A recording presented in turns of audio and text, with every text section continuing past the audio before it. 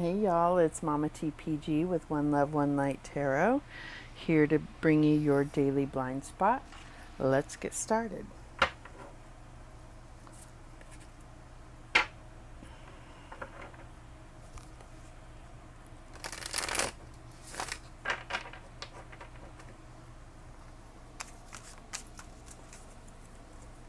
Spirit, what is the daily blind spot for the collective today?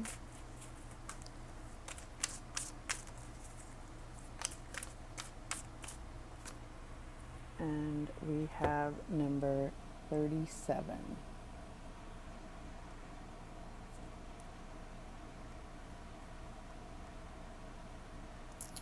Okay.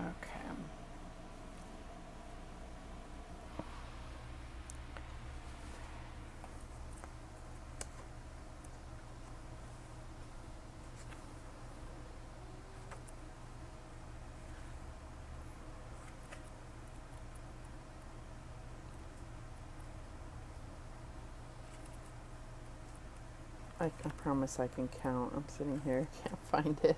Okay. Oh, wow. Wishing and willing harm. Let's just do this. If you have drawn this sigil, you are most likely totally unaware that you are wishing harm on others and or directly and indirectly trying to punish them. It is natural when we have been hurt to want to hurt others. What we are actually doing when we wish harm on someone is attempting to force them into a state of empathy. Even if it seems as though we are trying to push them away, we are actually trying to bring them closer. Compassion naturally arises as a result of relating to someone's suffering. All we must do in order to feel compassion and know what action to take is to relate to their pain. We are trying to force people into this state in order to become connected to them instead of separated, which is what we feel when someone causes us pain. We are trying to force people into this state in order to stay safe in our relationships and to feel a sense of justice and fairness so we can escape from the resentment we feel. If you have drawn this sigil, you must become aware of your resentment. Resentment is a state of being in pain as a result of perceiving that you have been treated wrongly, unfairly, or unjustly. One of the main challenges as far as resentment is concerned is that it immediately converts itself to distrust. When you feel like you have been treated unfairly, like a victim unfairly, unjustly, and wrongly by someone, you have learned that you cannot rely on that person to care for your best interests, and so you do not trust them. This bitter distrust is usually what people are feeling in someone when they say that that person can't let go of resentment. When we feel resentment, it is an indication that an aspect of us feels like a victim. That aspect needs to be acknowledged and cared for and validated. But you will find that once you genuinely care for the part of you that feels like a victim, by patching its wounds, not by destroying the person who wounded it, looking for any way that you were responsible in the situation will have an interesting side effect. You will no longer feel powerless in relation to the other person. This means you need to take responsibility and take into your hands to learn that lesson and act differently in the future. Just avoid slipping into self-blame and, by doing so, making matters worse. What you are wanting will come as a result of stopping being against them and starting being for yourself. Therefore, all you must do in order to feel compassion and know what action to take towards that thing is to deliberately look for how you relate to their pain. It might just set you free.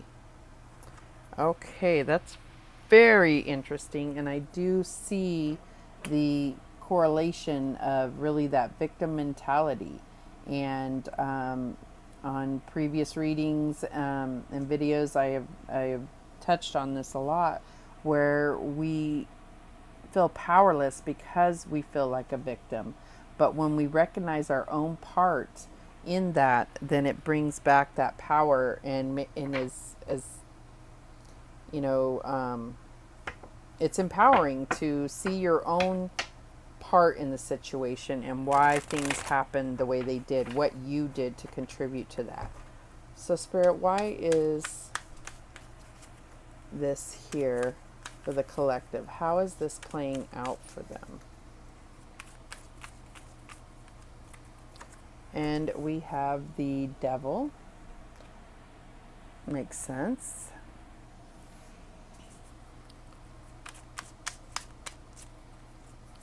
We have the Seven of Swords, feeling betrayed, deceit, okay, hurt.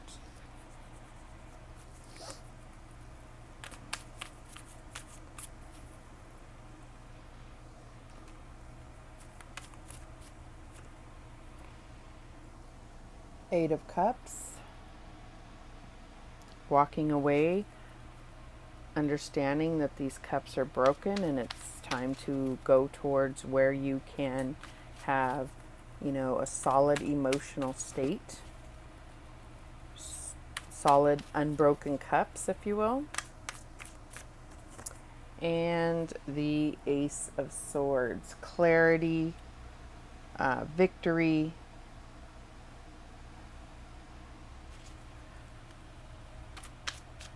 Okay.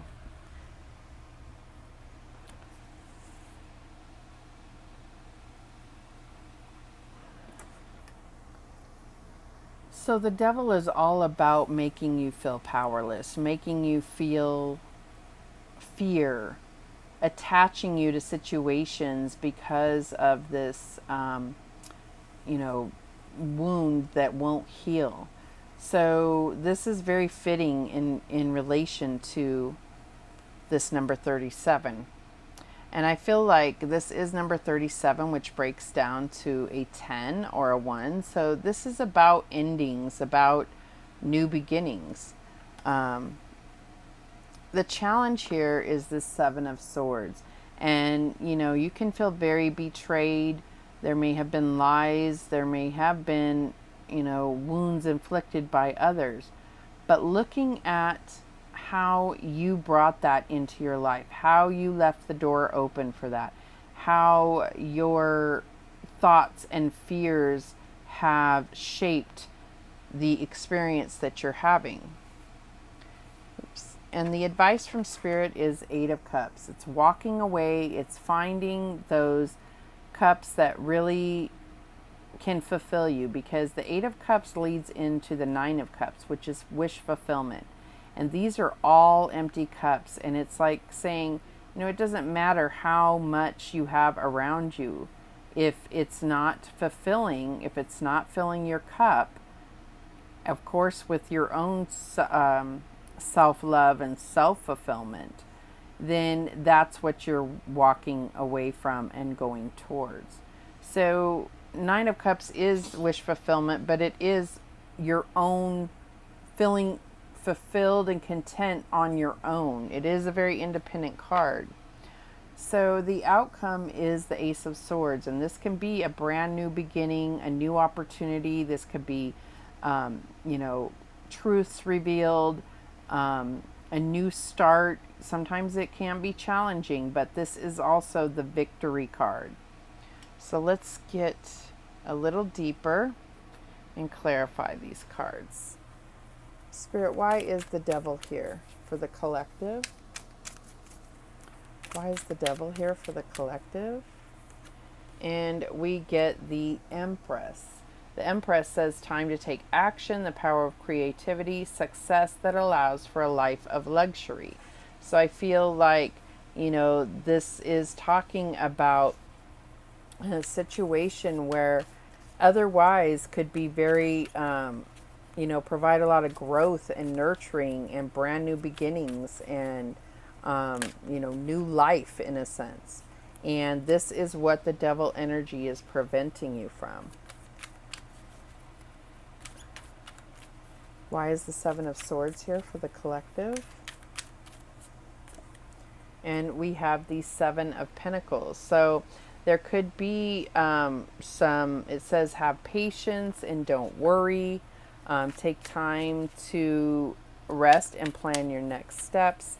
A imprudent investment of time or money.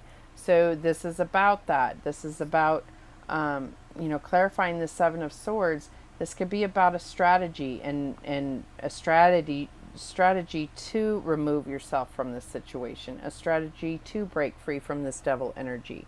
And maybe you're already, developing that plan and going through growth, but you're not seeing it yet. And that's what the Seven of Autumn or Seven of Pentacles is all about. It's about,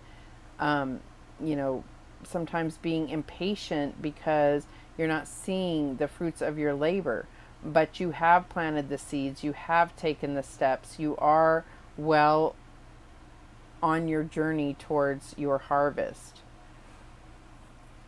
Why is the Eight of Cups here for the collective? And we have the Nine of Spring, the Nine of Wands. It says, protect the fruits of your labors, prepare for possible challenges that lie ahead. So the Nine of Wands is all about that wounded warrior, not knowing, like having been through so many battles and challenges. Yes, there's victory, but it's like, do you have enough in you to keep going? And this is really about recognizing that where you're going is going to make it all worth it, right? Why is the Ace of Swords here for the collective? And we have the King of Winter, which is the King of Swords. It says, get advice from someone professional and objective, public speaking, unemotional relationships. So this may be telling you that it's time to take that more practical and logical approach, and not allow your emotions to fog up what you're trying to accomplish, which is really moving towards emotional contentment. So this is about really looking at things from a little bit more logical standpoint and saying, what am I doing to bring in this victim mentality in my life? And how can I get the clarity and non-emotional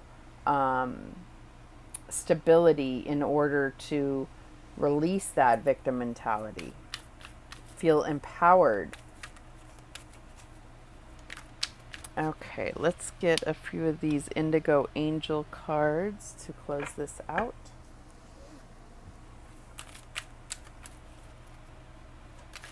Spirit, what is the guidance for the collective today? We have self-care. Makes sense. I feel like the Empress is all about self-care, nurturing herself as well as others. Any other guidance for the collective? And we have love yourself. So I feel like these are answers right here, where it's saying that, you've put others' interests or others' emotions, others' security before your own. And this has really caused you to bring about this.